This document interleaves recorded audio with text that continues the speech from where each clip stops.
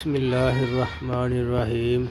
حضرت حسن رضی اللہ عنہ فرماتے ہیں کہ میں نے اپنے ماموں ہند بن ابی حالہ سے حضور اکرم صلی اللہ علیہ وسلم کا حلیہ مبارک دریافت کیا، اور وہ حضور صلی اللہ علیہ وسلم کے حلیہ مبارک کو بہت ہی کثرت سے اور وضاحت سے بیان کیا کرتے تھے۔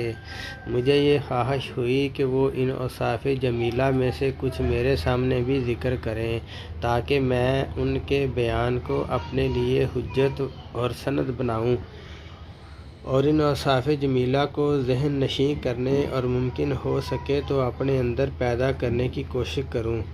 حضرت حسن رضی اللہ تعالیٰ عنہ کی عمر حضور اکرم صلی اللہ علیہ وسلم کے وصال کے وقت 7 سال کی تھی، اس لیے حضور اکرم صلی اللہ علیہ وسلم کے اوصاف جمیلہ میں اپنی کم سنی کی وجہ سے تأمل اور کمال تحفظ کا موقع نہیں مل سکا۔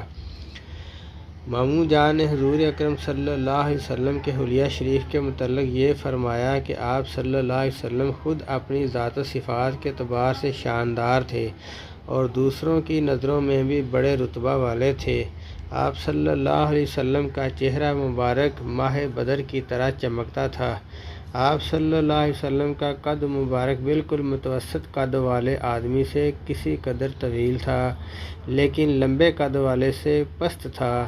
سر مبارک اعتدال کے ساتھ بڑا تھا۔ بال مبارک کسی قدر بل کھائے ہوئے تھے۔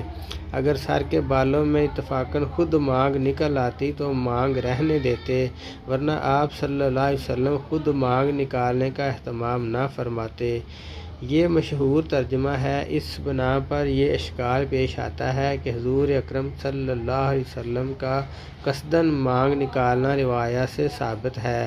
اس اشکال کے جواب میں علماء یہ فرماتے ہیں کہ اس کو ابتدائی زمانہ پر حمل کیا جائے کہ اول حضور صلی اللہ علیہ وسلم کو اہتمام نہیں تھا، لیکن بندہ ناچیز کے نزدیک یہ جواب اس لیے مشکل ہے کہ حضور صلی اللہ علیہ وسلم کی عادت شریفہ مشرکین کی مخالفت اور اہل کتاب کی موافقت کی وجہ سے مانگ نہ نکالنے کی تھی۔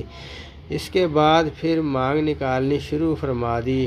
اس لیے اچھا ترجمہ جس کو بعض علماء نے ترجیح دی ہے وہ یہ ہے کہ اگر بسہولت مانگ نکل آتی تو نکال لیتے، اور اگر کسی وجہ سے بسہولت نہ نکلتی اور کنگھی وغیرہ کی ضرورت ہوتی تو اس وقت نہ نکالتے، کسی دوسرے وقت جب کنگھی وغیرہ موجود ہوتی تو نکال لیتے۔